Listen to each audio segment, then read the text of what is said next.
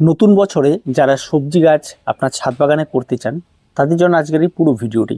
কারণ আমি এই ছাদ বাগানে প্রচুর পরিমাণে সবজি করেছি, যে সমস্ত সবজিগুলি সম্পূর্ণ অর্গানিকভাবে হয়েছে এবং প্রত্যেকটা গাছ খুব সুন্দরভাবে গ্রো করেছে এবং প্রত্যেকটা গাছে কি পরিচর্যা করেছি সে সমস্ত বিষয় তো থাকছে। আর তার সঙ্গে সঙ্গে আপনার নতুন বছর যদি আপনারা এই সমস্ত বিভিন্ন ধরনের ভেজিটেবলস আপনারা আপনাদের ছাদ বাগানে করতে চান তার বেশ কিছু টিপস নিয়ে আজকের আলোচনা। তো পুরো ভিডিওটি স্ক্রিপ্ট না করে দেখতে থাকুন। সবার প্রথমে যে বিষয়টি নিয়ে কথা বলবো সেটা হচ্ছে, আপনি যদি একজন বাগানি হয়ে থাকেন এবং আপনি যদি ঠিক করেন যে আপনার ছাদ বাগানে সবজি গাছ করবেন, তাহলে কিন্তু এখানে বিষয়টা সম্পূর্ণ উল্টো হয়। আপনার যেমন ফুল গাছ বা কিছু করতে গেলে সেই জায়গাটাতে একটা মিনিমাম একটা রোদ লাগছে কিনা সেটা দেখতে হয়, কিন্তু সবজি গাছ করতে গেলে আপনাকে এটা দেখতে হবে যে আপনার ছাদ বাগানে সারা দিন রোদ লাগছে কিনা, এমন জায়গা আপনাকে চুজ করতে হবে। যদি সেখানে সারা দিন রোদ না লাগে তাহলে কিন্তু আপনার ছাদ বাগানে গাছ খুব একটা ভালো গ্রো করবে না। এই বিষয়টা কিন্তু একদম মাথায় সবার আগে ঢুকিয়ে নিতে হবে। 2 নম্বর যে বিষয়টি রয়েছে সেটা হচ্ছে কন্টেনার। ছাদ বাগানে সবজি করার জন্য সব সময়ের জন্য বেশ কিছু গাছের জন্য যেমন ছোট ছোট পটের প্রয়োজন রয়েছে, আবার বেশ কিছু গাছের জন্য বড় বড় পটেরও প্রয়োজন রয়েছে। আপনার পটের সাইজের উপর নির্ভর করে আপনার ছাদ বাগানে কিন্তু গাছ হবে। যেমন ধরুন লতানো যে সমস্ত গাছগুলি রয়েছে, যেমন ঝিঙে রয়েছে, উচ্ছে রয়েছে, পটল রয়েছে, তারপর আপনার লাউ রয়েছে। তো বিভিন্ন স্টেজের সেশনে বিভিন্ন সময় এই সমস্ত গাছগুলি যখন আপনি লাগানো শুরু করবেন তখন আপনাকে কিন্তু সেক্ষেত্রে কিন্তু পাত্রগুলো অনেকটা বড় লাগবে। আবার যদি দেখা যায় যে আপনি বিভিন্ন ধরনের শাকসবজি করতে চান, শাক করতে চান, যেমন পালং শাক রয়েছে, ধনেপাতা রয়েছে, তারপরে ডাঁটা রয়েছে, এই সমস্ত কিছু যখন করছেন তখন আপনার কিন্তু অবশ্যই সেই সমস্ত জায়গায় একটু ছড়ানো পাত্রটার প্রয়োজন রয়েছে। তো এইভাবে আপনাকে পাত্রগুলি নির্বাচন করতে হবে এবং আপনার জায়গা কোথায় বসাবেন সেভাবে আপনাদের একটু করতে হবে। পরবর্তীতে যদি আপনার ছাদ বাগানে ছোট ছোট টব থাকে বা কিছু থাকে, তাহলে সেই সমস্ত ছোট ছোট টবগুলিতে গাজর করতে পারবেন শীতকালে, তারপর বিট করতে পারবেন। আবার গরমের সময় আসলে সেই সমস্ত পাত্রগুলিতে আপনারা ভেন্ডি গাছ লাগাতে পারবেন, তারপরে আপনার বেগুন গাছ লাগাতে পারবেন। এরকম প্রচুর গাছ আপনার ছোট ছোট পাত্রের মধ্যেও কিন্তু করতে পারবেন। এবার আসি পরবর্তীতে যেটা সবচেয়ে বড় গুরুত্বপূর্ণ বিষয়, সেটা হচ্ছে মাটির মিশ্রণ। এই সময় এসে সবজি গাছের জন্য যেহেতু আমরা অর্গানিকভাবে করবো, এখানে কোনো রকম রাসায়নিক সার ব্যবহার করবো না, সেই জন্য কিন্তু এখানে আপনাকে যে মাটির মিশ্রণটি ব্যবহার করতে হবে সেটা কিন্তু অবশ্যই আপনাকে 40% মাটি এবং 40% কম্পোস্ট, এই দুটো নিতে হবে। আর বাকি যে 20% থাকলো, 20% মধ্যে 10% বালি আর বাকি 10% আপনারা ব্যবহার করবেন হাড় গুঁড়ো, শিংকুচি, নিম খোল, বিভিন্ন ধরনের ছোট ছোট যত ধরনের খাবার হয় সেই সমস্ত খাবারগুলি আপনারা ব্যবহার করবেন। ব্যবহার করে একটা ওয়েলডেনেস মাটির মিশ্রণ তৈরি করবেন, যেটা আপনার ছাদ বাগানে থাকবে এবং সবজি গাছের জন্য সবচেয়ে উত্তম মাটির মিশ্রণ তৈরি হবে। এই মাটির মিশ্রণ তৈরি করার পরে আপনারা আপনাদের ছাদ বাগানে বিভিন্ন ধরনের গাছ লাগাতে পারবেন। যদি আপনি লঙ্কা গাছ লাগাতে চান তাহলে এই মাটির মিশ্রণ লাগাতে পারবেন। যদি আপনি মনে করেন যে আপনার ছাদ বাগানে বেগুন গাছ লাগাতে চান তাহলে এই মাটির মিশ্রণ লাগাতে পারবেন। যদি আপনি আপনার ছাদ বাগানে ভেন্ডি গাছ লাগাতে চান তাহলে লাগাতে পারেন। আপনি যদি করলা লাগাতে চান করলা লাগাতে পারেন, ঝিঙে, পটল, উচ্ছে, ঠিক আছে, যত ধরনের সবজি হয় সমস্ত কিছুর জন্য একই রকম মাটির মিডিয়াতে আপনারা করতে পারবেন।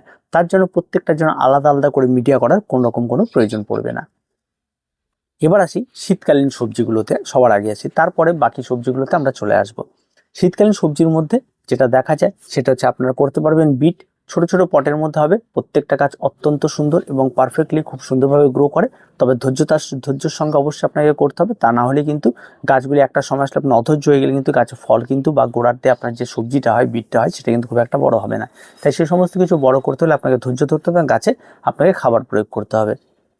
2 নম্বর যে গাছের কথা বলে সেটা হচ্ছে ফুলকপি। ফুলকপি এই সময় এসে হয়, কিন্তু এই সময় এসে ফুলকপি হচ্ছে এই সময় লাগানোর সেশনটা একেবারে পার হয়ে যায়।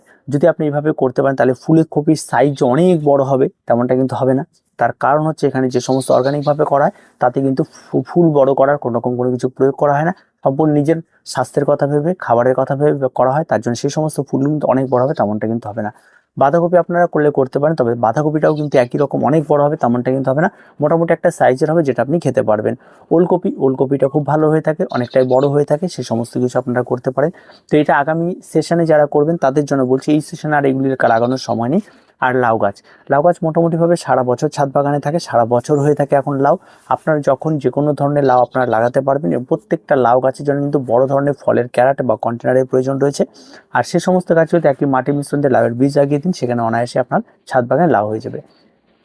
তারপরে যে বিষয়টি রয়েছে সেটা হচ্ছে আপনার বিভিন্ন ধরনের লঙ্কা গাছ। আপনি চাইলে লঙ্কা গাছ লাগাতে পারেন, সেটা সারা বছর আপনার ছাদ বাগানে লঙ্কা হবে। এবং লঙ্কা কিন্তু অত্যন্ত প্রয়োজনীয় একটা জিনিস আপনাদের রান্নাঘরের জন্য। এটা কিন্তু আপনারা আপনাদের ছাদ বাগান থেকে ম্যানেজ করে নিতে পারেন। এই মাটির মিশ্রণে আপনারা যদি এই লঙ্কা গাছ লাগিয়ে দিতে পারেন, অনায়াসে গাছে প্রচুর পরিমাণ লঙ্কা এবং সমস্ত কিছু আপনারা পেয়ে যাবেন। বেগুন গাছ আপনারা করতে পারেন একই রকম মাটি মিশ্রণ। বেগুন গাছের জন্য একটু টবের সাইজটা একটু আপনারা 10 ইঞ্চি মাপে দেবেন, তার কারণ গাছটা অনেক বড় হয় এবং এটা কিন্তু সারা বছর আপনার ছাদ বাগানে বেঁচে থাকবে, সারা বছর কম বেশি আপনারা বেগুন পেয়ে যাবেন। এবার গরমের সবজির মধ্যে যে সমস্ত আছে, চিচিঙ্গা আছে, ঝিঙা আছে, এই সমস্ত কিছু কিন্তু অনায়াসে ছাদ বাগানে করা যায়। তো চিচিঙ্গা বা ঝিঙা যে সমস্ত গাছগুলি লাগাবেন সেগুলি মোটামুটি ফেব্রুয়ারি মাসের পর থেকে এগুলি লাগানো শুরু করে দেওয়া হবে এবং সেই সময় থেকে আপনারা শুরু করবেন একই রকম মাটি মিশ্রণ, একই রকম কিছু, এই সমস্ত কিছু হবে। এবার আসি পরিচর্যার বিষয় যেটা থাকে, এই সমস্ত গাছগুলি মূলত থাকে গাছের জল দেওয়া, কোনো রকমের যেন কোনো গাছের জলের ঘাটতি না হয়, কারণ এই সমস্ত গাছগুলি প্রচুর পরিমাণে জলের চাহিদা থাকে। তাই জন্য জলের চাহিদাটা সবসময় মেটাবেন, তাই বলে এই নয় যে গাছে করে একবার চ্যাপচ্যাপে জল জমিয়ে দেবেন, সেটার দিকেও খেয়াল রাখতে হবে। গাছের গোড়া হবে কেমন, মাটি যেহেতু ওয়েল ড্রেনেজ হবে, তার সঙ্গে সঙ্গে গাছের গোড়ায় যেন একেবারে চ্যাপচ্যাপ হয়ে জল না জমে যায়, সেই বিষয়টা কিন্তু আপনাদের নজরে রাখতে হবে। পরবর্তী আসে ফার্টিলাইজার ব্যাপার। অবশ্যই আপনাকে এই সমস্ত গাছ লাগিয়ে দেওয়ার পর আপনাকে নিয়মিত ফার্টিলাইজার ব্যবহার করতে হবে। যদি আপনার ছাদ বাগান সবজি পচা জল বা খোল পচা জল থাকে, সেগুলি পাতলা করে সারা বছর এই সমস্ত সবজি গাছে ব্যবহার করতে পারেন প্রতি সাপ্তাহিকভাবে। আর তাছাড়া যদি না থাকে, আপনি যদি জৈব খাবার আপনার ব্যবহার করতে চান, তাহলে অবশ্যই আপনার বিভিন্ন বর্তমান বাজারে কিন্তু জৈব অর্গানিক মিক্স খাবার কিনতে পাওয়া যায়, সেই সমস্ত খাবার আপনারা ব্যবহার করতে পারেন। প্যাকেটিং মানে সমস্তটাই যে একদম রাসায়নিক খাবার তেমনটা নয়, অর্গানিক প্রচুর খাবার পাওয়া যায়, যেগুলি আপনারা অনায়াসে আপনারা পেয়ে যাবেন। তো সেই সমস্ত খাবার আপনারা ব্যবহার করতে পারেন, খুব সুন্দর এগুলি মোটামুটিভাবে বাজারে পাওয়া যায় আর কাজও বেশ ভালো করে। সেগুলি ব্যবহার করতে হবে। যদি আপনার ছাদ বাগানে হাড় গুঁড়ো, শিংকুচি, নিম খোল, ভার্মি কম্পোস্ট, এই সমস্ত কিছু সবকিছু এক মুঠো করে মিক্স করে আপনার একটা খাবার তৈরি করেন, প্রত্যেকটা গাছে এক মুঠো করে ব্যবহার করেন। আর এই খাবারগুলি মোটামুটিভাবে 15 দিন পর পর ব্যবহার করলে সবচেয়ে ভালো হয়। আর সবচেয়ে বেস্ট, যেটা সবচেয়ে ঝামেলা কম, সেটা হচ্ছে খোল পচা জল। যদি আপনার ছাদ বাগানে থেকে থাকে, নাহলে পাতলা করে খোল পচা জল প্রতি সপ্তাহে ব্যবহার করেন, আপনার ছাদ বাগান থাকা যে কোনো সবজি গাছ সবচেয়ে বেস্ট এবং সবচেয়ে ভালো রেজাল্টই আপনাকে দেবে। তো এই গেলে এই সমস্ত গাছের পরিচর্যা। এবার হচ্ছে রোগ পোকামাকড়। গাছ মাত্র রোগ পোকামাকড় থাকবে, তবে সবজি গাছের ক্ষেত্রে বেশি রোগ পোকামাকড় হয়ে থাকে।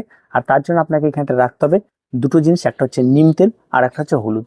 এই দুটো জিনিস যদি আপনি আপনার ছাদ বাগানে রাখতে পারেন, তাহলে অনায়াসে আপনার ছাদ বাগান তেমন কোনো রকম কোনো কিছু হবে না। তবুও প্রয়োগের বিষয়টা বলে রাখি, গাছে পোকা ধরবে তারপর প্রয়োগ করবেন না।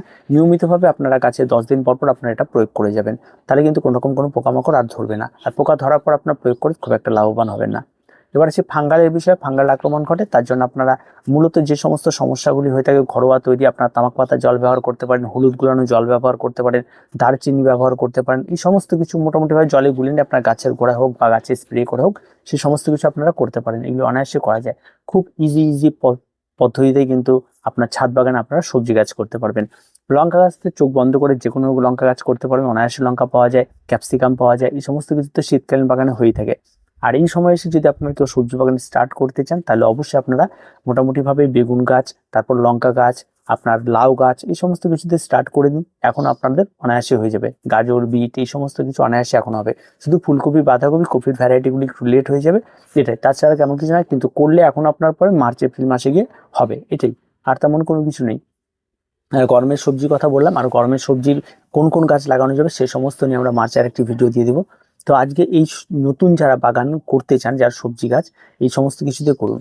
আর যদি আপনার শাকসবজি করতে চান, শীতকালে যেমন পালং, ধনিয়া, এগুলো অনায়াসে হয়ে থাকে। আমি যেমন হ্যাঙ্গিং এর মধ্যে ঝুলিয়ে ঝুলিয়ে করে ফেলেছি, অনায়াসে হচ্ছে এবং এগুলো অনেক পুরনো হয়ে গেছে, খেয়ে খেয়ে খেয়ে খেয়ে গাছগুলো একদম আর বাড়ছে না। আবার নতুন করে কিছু বীজ ফেলেছি, সেগুলিতে আবার হচ্ছে।